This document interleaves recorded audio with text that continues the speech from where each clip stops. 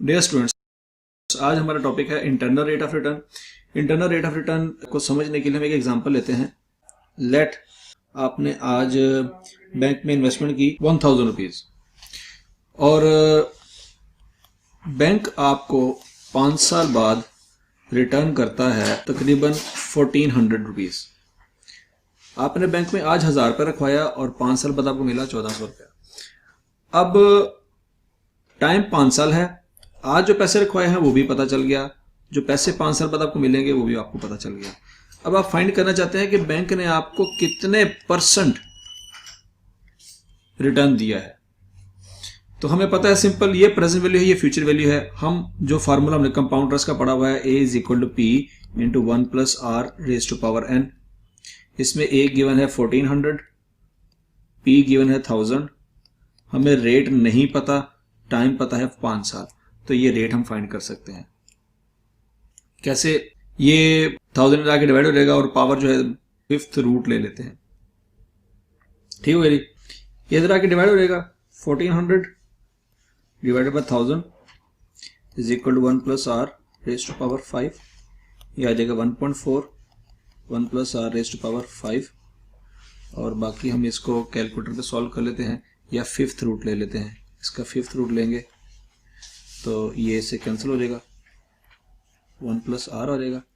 और ये हम कैलकुलेटर पे सॉल्व करते हैं। इसको कैलकुलेटर में लेना जी हमने 5th रूट 5 शिफ्ट ये रूट का बटन और 1.4 इक्वल प्रेस कर देंगे तो हमारे पास आंसर आ जाएगा 1.0696।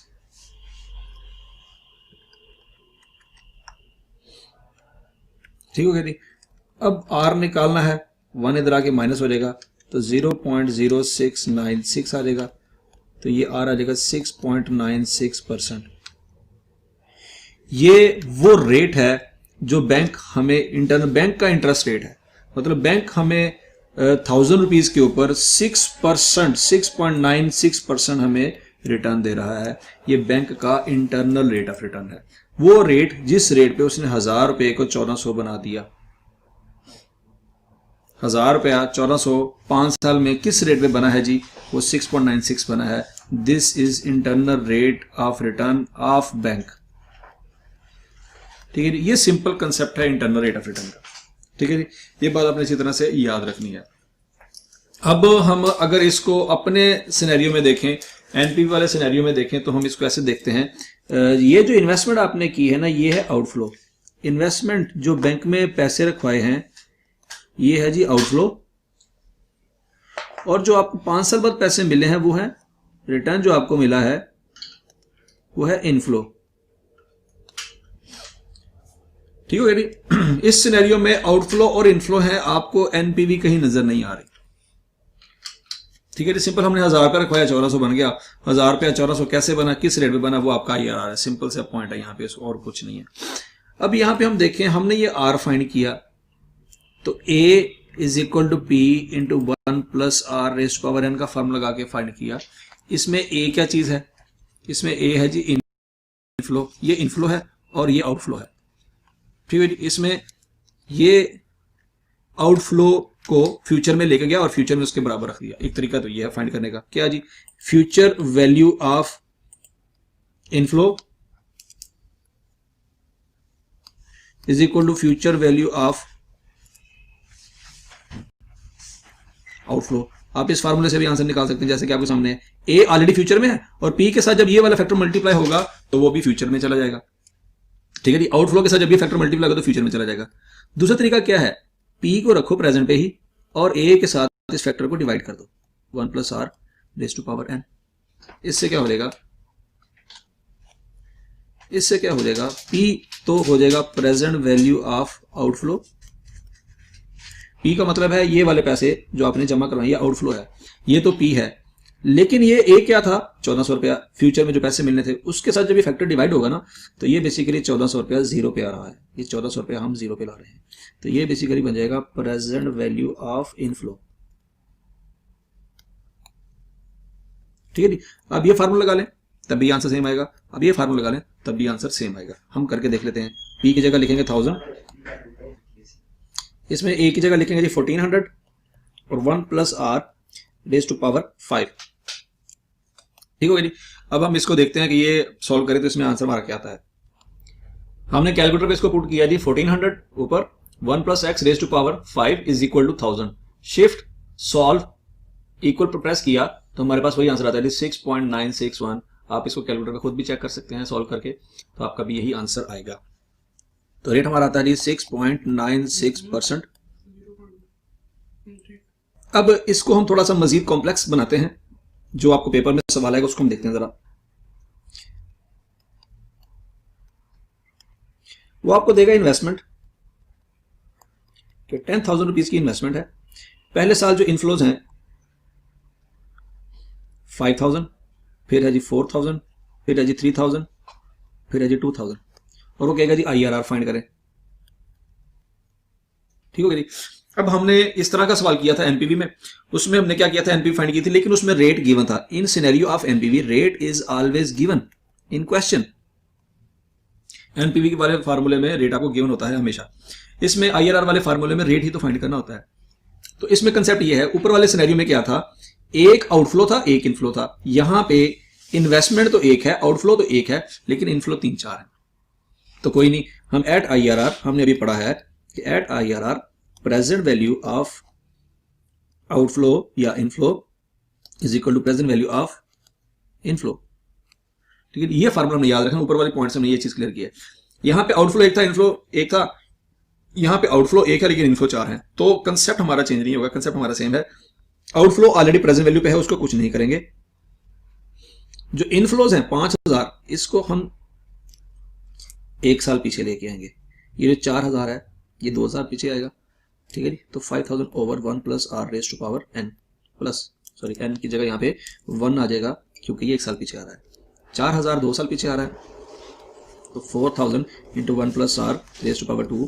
फिर उसके बाद 3,000 है वो 3 साल पीछे आ रहा है। 3,000 into 1 plus R raise to power 3 plus 2,000 over 1 plus R raise to power 4।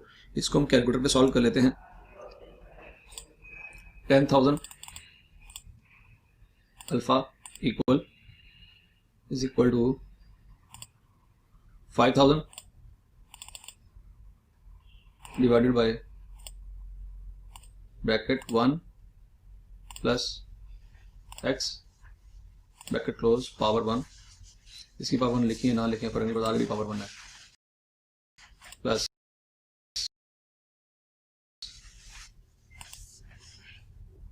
4,000 divided by 1 plus power 2 plus 3,000 divided by 1 plus x power 3 plus 2,000 divided by 1 plus 4। सारा कुछ पुट कर दीजिए हमने। अब करना शिफ्ट सॉल्व और इक्वल, तो 0.1780 आ जाएगा, मतलब 17.80 हमारा IRR निकल आता है। तो पहला तरीका तो आपको ये सवाल में पेपर में आएगा कि जी आउटफ्लो है इनफ्लो है और IRR फाइंड करें, तो इसमें हमने इस तरह से करना है। अब देखें IRR पे present value of outflow present value of inflow बराबर होते हैं। एनपीवी के फार्मूले में आपने पढ़ा था NPV is equal to present value of inflow minus present value of outflow. अब IRR पे ये दोनों बराबर हैं, ये दोनों बराबर होने का मतलब क्या है, एनपीवी 0 है। तो अगर प्रेजेंट वैल्यू ऑफ इनफ्लो और प्रेजेंट वैल्यू ऑफ आउटफ्लो बराबर हैं एट IRR, तो it means NPV is equal to 0। ये बात बहुत इंपॉर्टेंट है, सवाल आ सकता है आपको कि बताओ IRR पे एनपीवी क्या होती है। तो हमेशा याद रखना कि IRR पे एनपीवी हमेशा 0 होती है। हम इस प्रोजेक्ट का इंटरनली डिफाइन करना चाहते हैं कि ये प्रोजेक्ट 10,000 जिसमें लगाया है, पहले साल आपको 5,000 देता है, फिर 4,000, फिर 3,000, फिर 2,000, टोटल 14,000 आपको दे रहा है। 10,000 लगाया है, 14,000 मिल रहा है, तो क्या रेट है इस प्रोजेक्ट का अपना, जिस पे वो आपको दे रहा है 17.8% इसका आंसर आएगा। मार्केट रेट हो सकता है 6% हो, मार्केट रेट हो सकता है 10% हो, मार्केट रेट हो सकता है 12% हो। तो वो एनपीवी के फार्मूले के लिए तो मार्केट रेट यूज करते थे। अब हम आईआरआर में इस प्रोजेक्ट का अपना इंटरनली रेट कैलकुलेट करेंगे। इसका एक और सवाल भी आपको आ सकता है, हो सकता है वो कह जी कॉस्ट ऑफ कैपिटल है 10%, बताएं प्रोजेक्ट एक्सेप्ट करेंगे या नहीं। तो आपने याद रखना है कॉस्ट ऑफ कैपिटल का मतलब है कि जो पैसे आपने बिजनेस में लगाए हैं, 10,000 रुपए जो बिजनेस में लगाया है ना, ये किसी से आपने कर्जे पे लिया होगा। जिस बंदे से ये पैसे आपने उधार लिए हैं या कर्जे पे लिए हैं या बैंक से लिए हैं आपने पैसे, उस बंदे को 10% आपने पे करना है। 10,000 के ऊपर 1,000 रुपया आपने एनुअली उसको इंटरेस्ट पे करना है। तो आप प्रोजेक्ट में जहां पे इन्वेस्ट करने जा रहे हैं, कम से कम वहां पे इससे ज्यादा कमाएंगे तो आपको फायदा।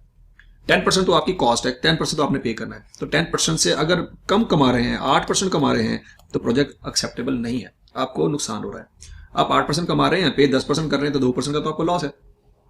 लेकिन अगर आप 17% कमा रहे हैं और कॉस्ट ऑफ कैपिटल 10% है, फिर आपको फायदा है। 7.8% आपको एक्स्ट्रा मिल रहा है, ये आपका गेन है, ये आपका प्रॉफिट। ठीक है जी। तो समटाइम आई कैप सवाल में ये दे सकता है कि कॉस्ट ऑफ कैपिटल दे दे और आपसे पूछे बताओ प्रोजेक्ट एक्सेप्ट करना चाहिए कि नहीं। आपने आईआरआर निकालना है, कॉस्ट ऑफ कैपिटल से कंपेयर करना है। अगर आईआरआर की वैल्यू कॉस्ट ऑफ कैपिटल से ज्यादा है तो एक्सेप्ट करेंगे प्रोजेक्ट को। अगर आईआरआर की वैल्यू कॉस्ट ऑफ कैपिटल से कम है तो रिजेक्ट करेंगे प्रोजेक्ट को। ये बात आपने अच्छी तरह से याद रखनी है। ठीक है जी। अब इसमें एक अगला सिनेरियो भी आता है, वो देख लेते हैं। अगले सिनेरियो में क्या हो सकता है, आपको प्रोजेक्ट दिया जाए 0, 1, 2, 3 और 4। ठीक है जी। आज इन्वेस्टमेंट करनी है जी आपने 10,000, ये आपकी इन्वेस्टमेंट है और आपको हर साल जो इनफ्लोज मिलेंगे वो सेम मिलेंगे, 4,000 के 4 इनफ्लोज मिलेंगे। तो इसमें भी आईआरआर उसने कहा जी आईआरआर फाइंड करें। तो आईआरआर फाइंड करने का वही तरीका है, क्या, present value of inflow is equal to present value of outflow. तो प्रेजेंट वैल्यू ऑफ इनफ्लो में अगर सारी वैल्यू सेम है तो एनओडी का फार्मूला लग जाएगा। तो इसमें लग जाएगा जी 4,000, इन सबको हमने जीरो पे लेके आना है। तो प्रेजेंट वैल्यू ऑफ एनओडी का formula 4,000 into 1 minus 1 plus R raise to power -4 over R. ये रेट हमारे पास अननोन है, इज इक्वल टू 10,000। ठीक है जी। अगर डिफरेंट वैल्यूज हैं, जैसे कि यहाँ पे लिखा था 5,000, 4,000, 3,000, 2,000 डिफरेंट है, तो 1 बाय 1 सबको पीछे लेके आएंगे। लेकिन अगर सेम है तो आपका काम आसान हो गया है। कैसे, आप प्रेजेंट वैल्यू का फार्मूला लगाएंगे, वहां से आंसर निकल आएगा। अब इसको हम कैलकुलेटर पे करके देखते हैं ये कैसे सॉल्व होगा जी। जिसको हम करते हैं जी 0, 10,000 is equal to 4,000 into 1 minus 1 plus X bracket close power -4 over x.